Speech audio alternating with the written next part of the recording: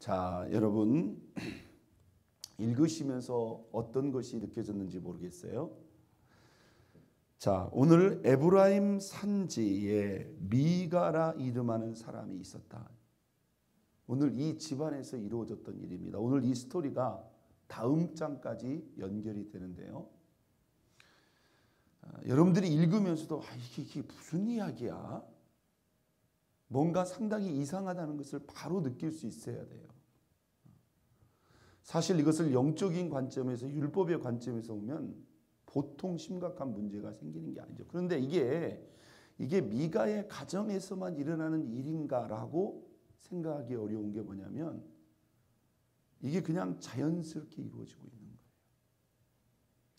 유일하신 하나님 한 분만을 섬겨야 될 가나안 땅의 이스라엘 백성들이 우리가 지금까지 역사를 보게 되면 수많은 이방 종교와 우상들에게 노출이 됩니다. 근데 문제는 뭐냐면 하나님을 섬기는 신앙과 그 이방 종교 우상을 섬기는 그 신앙들이 혼합돼 버리는, 이것도 아니고 저것도 아닌 진짜 혼탁하고 불안정한 이들의 이 신앙의 모습을, 그 단면을 우리가 이 본문을 통해서 확인할 수 있는 거예요. 여러분, 우리가 하나님 앞에 드리는 신앙은요, 이것도 아니고 저것도 아니고 그건 잘못된 거예요. 믿는 것도 아니고 안 믿는, 이런 게 있을 수가 없는 겁니다. 여러분, 하나님의 그 존재와 그 살아계심이 우리가 성경대로 본다면 여러분, 어찌 이런 하나님을 우리가 안 믿을 수가 있느냐는 거죠. 자, 에브라임 산지에 미가라는 사람이 있었어요. 자, 어떤 사건이 있었습니까? 그냥 한눈에 봐도 상당히 잘 사는 집안이에요. 어머니가 상당히 돈이 있었어요. 근데 어느 날 은 1,100개, 이게 상당한 양의 은입니다. 은 1,100개를 도둑 맞은 겁니다. 이 어머니가. 그래가지고 이 어머니가 그냥 화딱지가 나가지고 막 저주에 저주를, 어떤 놈이 내 돈을 가져갔다고 막 저주를 퍼부었어요. 근데 그 돈을 누가 가져간 거예요? 그 아들 놈이 가져간 거예요. 이 아들이 자기가 이것을 훔쳤다가 막 어머니가 막 저주를 퍼붓고 그런데 마음이 안 편하거든요. 그래가지고는 자수를 한 거예요. 어머니 가서 이제 말을 하는데 어머니가 저번에 그 은 1,100개 잊어버리셔가지고 막 저주를 퍼붓는 걸 나도 때 귀에 들었습니다. 이 말을 또 굳이 합니다. 그리고는 그런데 그 은 사실 내가 가져갔습니다. 여기 그것을 내가 가졌나이다. 근데 사실은 훔쳤다는 거죠. 그리고는 이실직고를 하는 거예요, 지금. 그러니까 어머니가 그 돈을 또 아들한테 이렇게 자기 아들이 그것을 이제 고백을 하니까 자기가 막 저주를 퍼붓은 것도 있고 그러니까 미안하니까 뭐라고 말합니까? 그의 어머니가 그에게 이르되 2절 하반절에 보니까 내 아들이 여호와께 복받기를 원하노라. 여러분 어떻게 생각하세요? 이게 복 빌을 일은 아니죠. 그죠? 이건 분명히 잘못된 것이기 때문에 뭐예요? 따끔하게라도 혼을 내야 되는 거죠. 그런데 거꾸로 복을 빌어버립니다. 이 어머님의 이런 표현 자체가 우리가 보기에는 야, 어머니가 상당히 믿음이 좋으신가 보네, 이렇게 우리가 생각할 수도 있다. 그런데 그 아들에게서 그 돈을 다 돌려받은 이 어머니가 조금 미안했는지 있잖아요. 이 아들을 위해서 아주 희한한 짓을 합니다. 자, 3절 미가가 은 1,100을 그의 어머니에게 도로 주매, 다 돌려줬어요. 그의 어머니가 이르되 내가 내 아들을 위하여 뭘 새기며 한 신상을 새기며 한 신상을 부어 만들기 위해 내 손에서 이 은을 누구에게 드린다? 여호와께 드리노라. 그러므로 내가 이제 이 은을 내게 도로 주리라. 여러분, 지금 이 어머니가 이게 지금 무슨 짓을 하고 있는 거예요? 자기가 이 돈을 다 받기가 조금 미안하고 그러니까 그 돈의 일부를 자식에게 도로 주는데 내가 내 아들을 위해서 뭘 만들이라? 한 신상을 부어 만들이라. 그리고는 말하기를 이 은을 여호와께 거룩히 드리노라. 이게 바로 뭐예요? 전형적인 혼합된 신앙의 그러한 모습이에요. 하나님을 섬기고 있으면서 마치 하나님을 위한 뭘 만들고 있다? 우상을 만들고 있는 거예요. 이 이방 종교와 하나님을 섬기는 그 신앙이 지금 혼합이 되어버리는 거예요. 여러분, 이것은 10계명의 1계명과 2계명을 범하는 무서운 죄악입니다. 그런데 마치 하나님을 위한 신상을 만드는 것처럼, 그리고 이것이 뭐예요? 자기가 하나님께 무언가를 헌납하는 것처럼 이렇게 지금 표현하고 있다 이 말이에요. 그래서 은장색에게 은 200을 줘가지고 한 신상을 부어 만듭니다. 그래서 그 신상은 이제 누구의 소유가 되는 거예요? 그의 아들 미가의 소유가 되는 거예요. 5절, 그 사람 미가에게 신당이 있으므로, 신당이 있다고 했어요. 신당, 그러니까 그 신상을 모셔놨다. 신상을 놓은 방이 따로 있었고요, 신상이 따로 있었다 이 말이에요. 그 사람 미가에게 신당이 있으므로 그가 에봇과 드라빔을 만들고, 에봇이라는 것은요, 우리가 흔히 말하는 제사장들이 입는 옷을 말하는 거고, 드라빔이라는 것은 뭐냐면 또 다른 작은 우상을 말하는 거예요. 그 시대에 그 이방 종교 가운데 보면 큰 우상도 있었지만 뭐예요? 이렇게 손에 잡히는 작은 우상들도 있었어요. 그것도 만들고 한 아들, 여기서 한 아들이라는 것은 미가에게 있는 아들 중이죠. 한 아들을 세워 그의 제사장으로 삼았더라. 그냥 자기 아들 중에 한 사람을 제사장으로 딱 세워가지고 그 집안에서 그 신상을 마치 누구 섬기듯이, 하나님 섬기듯이 그렇게 해놓은 거예요. 여러분, 이게 지금 뭐 하는 짓입니까? 한마디로 엉망진창이죠. 여러분, 이게 지금 미가의 가정의 이야기만일까요? 아니다 이 말이에요. 그 어머니가 이거 아들이 이 돈을 도로 돌려줬는데 이걸 어떻게 할까 고민을 하다가 지금 이 생각을 한 건데, 여러분, 이게 이 미가의 어머니 처음 생각이겠느냐 이 말이에요. 이렇게 하는 사람들을 본 거예요. 그래서 돈을 도로 돌려주자니 그렇고, 내가 신상을 만들어 가지고 내 아들에게 주면 이게 우리 아들에게 뭔가 복이 되지 않을까라고 하는 이런 막연한 생각과 추측. 성경적으로 율법적으로 보면 말도 안 되는, 이건 끔찍하고 무서운 죄를 짓는 거예요. 우리가 신앙을 제대로 알아야 됩니다. 여러분, 이 어머니가 지금 자식을 위한다는 거예요, 해야 한다는 거예요?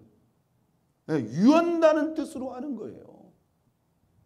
그리고 그 자식은 그 신상을 받아가지고 신당을 만들고 에봇과 드라빔을 만들고 자기 아들 중에 한 사람을 누구로? 제사장으로. 이건 레위 지파도 아니고 제사장 집안도 아닌데 그냥 세워버리는 거예요. 그런데 또 무슨 일이 있습니까? 자, 이 말씀을 마치고 사사기 기자가 한 글을 여기다 씁니다. 17장 6절. 그때에는 있겠습니다. 그때에는 이스라엘에 뭐가 없으므로? 왕이 없으므로 사람마다 자기 소견대로 옳은 대로 행하였더라. 이게 사사기의 주제와 같은 말씀입니다. 아니, 어떻게 이렇게 회개망측한 이런 엉망진창의 이상한 신앙들을 가지고 있는가? 그 이유가 뭐예요? 이스라엘에 누가 없으므로? 왕이 없으므로. 사람마다, 이 말이 무슨 말입니까? 이건 미가의 가정의 일만이 아니라는 거예요. 사람들마다 자기 소견에 옳은 대로 행하였더라. 이 말은 무슨 말입니까? 자기들 하고 싶은 대로, 자기 뜻대로, 그냥 자기가 하고 싶은 대로 다 알아서 이런 식으로 신앙생활을 해버립니다. 기준도 없고 원칙도 없는 거죠. 자, 그러더니 이 가정에 어떤 일이 벌어진지 보세요. 7절. 유다 가족 중에 속한 유다 베들레헴 한 청년이 있었으니 그는 레위인으로서 거기서 거주했더라. 이게 원래 레위인으로서 유다 베들레헴에 살면서 레위인의 직임을 감당했던 레위 청년 한 사람이 8절. 그 사람이 거주할 곳을 찾고자 하여 그 성읍 유다 베들레헴을 떠나가다가 에브라임 산지에 가서 미가의 집에 이르렀다. 여러분, 왜 레위인이 한 지역에 살지 못하고 지금 또 다른 거주할 곳을 찾아다닐까요? 살 길이 막막한 거예요. 자, 이스라엘 백성들의 신앙이 이렇게 혼합돼 버리고 오염돼 버리니까, 하나님 한 분만을 섬기지 않으니까 이 폐해가 여러분 누구에게 갈까요? 레위인들에게 가는 거예요. 레위인들은 그들에게 주어진 기업이 따로 없어요. 이스라엘 백성들의 신앙의 그 열매로 그걸로 살아가는데 이스라엘 백성들의 신앙이 변질되고 타락하고 오염돼 버리니까 이 사람들이 살아갈 수가 없는 거예요. 그러니까 레위인들이 떠도는 겁니다. 여러분, 이게 오늘날 교회 안에서도 우리가 충분히 적용될 수 있는 이야기죠. 자, 그러니까 이 사람이 어떻게 해요? 베들레헴을 떠나 어디 가서 자기가 살 수 있는 곳이 없는가 하다가 어디 집에 간 거예요? 에브라임 미가의 집에 들린 거예요. 그러니까 이 미가가 이 사람한테 어떤 제안을 합니까? 자, 9절 10절 미가가 그에게 이르되 내가 나와 함께 거주하며 나를 위하여 아버지와 제사장이 되라. 내가 해마다 은열과 의복 한 벌과 먹을 것을 주리라 하므로 그 레위인이 들어갔더라. 그 레위인이 그 사람과 함께 거주하기를 만족하게 생각했으니 이는 그 청년이 미가의 아들 중 하나같이 됨이라. 여러분, 여기 보세요. 그러니까 이 미가는 무슨 생각을 하는 거예요? 처음에 제사장을 자기 아들 중에 그냥 한 사람 세웠어요. 그런데 뭔가 신통치 않아. 그러다가 떠도는 레위인 중 베들레헴 사람 한 청년, 거류할 곳을 찾아다니는 한 청년을 만나보니까 이 사람이 레위인이거든요. 그러니까 전혀 비레위인인 자기 아들보다는 그래도 레위인을 자기 집안의 누구로? 제사장, 그 신상을 섬기는 제사장. 여러분, 이건 레위인에게도 말이 되는 일이에요? 안 되는 일이에요? 안 되는 일이죠. 지금 레위인으로서 예를 들어서 뭐 율법을 가르친다든지 신앙을 지도하는 자가 아니라 자기 집에 지금 만들어 놓는 이 신상을 섬기는 제사장이 되라는 거예요. 여러분, 레위인이라고 제사장이 아닙니다. 무슨 말씀인지 아시죠? 제사장 집안이 따로 있고요. 레위인들은 레위인의 일이 있는 거예요. 근데 레위인이니까 네가 제사장 해라 하고 그냥 맡겨버린 거예요. 그러면서 이 사람이 뭐라고 말합니까? 13절 이에 미가가 이르되 레위인이 내 제사장이 되었으니 이제 여호와께서 내게 뭘 주실지로다? 복 주실 줄을 아노라. 야, 이제 뭐 그냥 일반인이 아니라 레위인이 그것도 우리 집안의 제사장이 됐으니 이제 하나님이 우리에게 복을 주실 것이다. 여러분, 한마디로 뭐예요? 엉망진창이에요. 자, 오늘 우리는 다시 6절로 돌아가야 됩니다.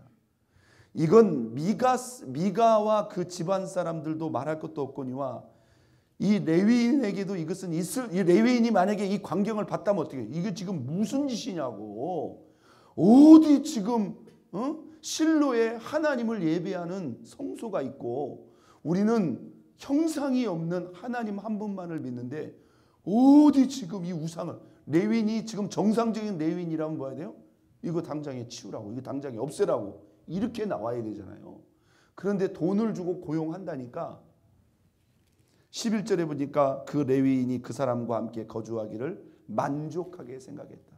그러니까 레위인도 뭐예요? 당장에 그냥 먹고 살 것만 생각을 하는 거예요.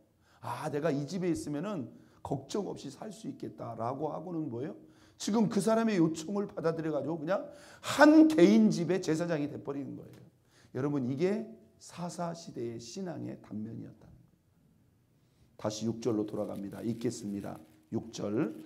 자, 시작. 그때에 이스라엘에 왕이 없었으므로 사람마다 자기 소견에 옳은 대로 행하였더라.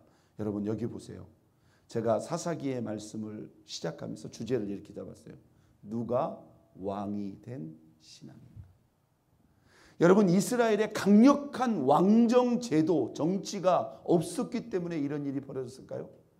여러분, 정확히 말하면 이스라엘의 왕이 누구입니까? 그들을 부르시고 그들을 세우시는 살아계신 하나님이죠. 여러분, 오늘 저와 여러분에게도 이 신앙은 똑같이 적용되는 겁니다. 이게 사사시대가 사사시대 이야기만이 아니에요.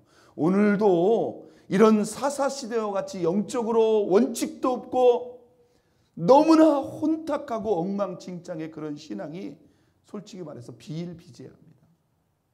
왜요? 우리 안에 왕이 있느냐 없느냐예요. 여러분, 여기 사람마다 자기 소견에 옳은 대로 행했다는 말은 지금 이스라엘 백성들에게 왕이 사실상 누구예요? 자기 자신이에요. 자기가 원하는 대로, 자기 뜻대로, 자기 맘대로, 자기 하고 싶은 대로 그냥 그렇게 믿어버렸다는 거예요. 자기 자신이 왕이 된 거예요. 여러분, 우리가 예수님을 나의 누구로? 구세주로만이 아니라 우리가 예수님을 나의 주님으로, 다르게 표현하면 나의 왕으로 믿고 섬기는 사람들입니다. 이게 예수님을 진짜 믿는 사람들이고요. 우리는 그 신앙을 온전히 적용해야 된다는 거예요. 왜 이렇게 우리가 사사기의 말씀을 읽으면서 있잖아요. 일반 이스라엘 백성들은 말할 것도 없고 사사들을 보면서도 그런 생각이 들지 않습니까? 그렇게 하나님의 손에 붙잡혀서 그 큰 구원과 그 큰 능력과 권능을 일으켰던 그 사사들의 말로가 다 뭐예요? 아름답지 못하다 이 말이에요. 왜 이렇게밖에 할 수 없을까? 왜 이렇게 신앙의 한계를 드러낼까? 오늘 사사기 기자는 우리에게 말합니다. 저들에게 누가 없다? 왕이 없다는 거예요. 여러분, 그것은 우리도 마찬가지예요. 우리가 예수를 믿고 구원받았지만요, 하나님을 섬기는 것 같지만 여전히 하나님이, 우리 예수님이 왕이 아니라 여전히 내가 주인 되어서, 내가 왕이 되어서 결정적인 순간 하나님의 소견을 묻고 하나님의 뜻을 묻는 것이 아니라 결정적인 순간 그냥 내 소견대로, 내 뜻대로, 내 마음대로 해버린다면 사사시대의 성도들이나 우리가 다를 바가 없다는 거예요. 여러분, 오늘 저와 여러분에게 예수님은 누구입니까? 단순히 구원을 받기 위한 수단만이 아니에요. 그분은 우리에게 구원을 주실 뿐만 아니라 우리 인생과 삶의 주인이 되셔서 진짜 예수님의 삶, 예수님의 거룩함, 예수님의 지혜, 예수님의 능력이 우리의 삶을 통해서 성취되기를 원하신다는 거예요. 오늘 우리의 신앙의 한계, 우리의 신앙의 혼란 또한, 우리 신앙의 불안정 또한 여전히 내 안에 예수님이 왕이 되지 못하고 우리 스스로가 왕이 되어서 내 소견에 옳은 대로, 내 마음대로, 내 뜻대로 하고 있지 않는가를 뒤돌아보면서 다시 한번 예수님이 주가 되고 예수님이 왕이 된 그 신앙을 결단하고 또 그 신앙을 세움으로 이제는 내 소견이 아니라 주님의 소견대로, 예수님의 뜻대로 행하는 저와 여러분의 참되고 온전한 신앙 될 수 있기를 예수 그리스도의 이름으로 축원드립니다. 우리 시간 다 같이 주여 세 번 부르고 통성합심 기도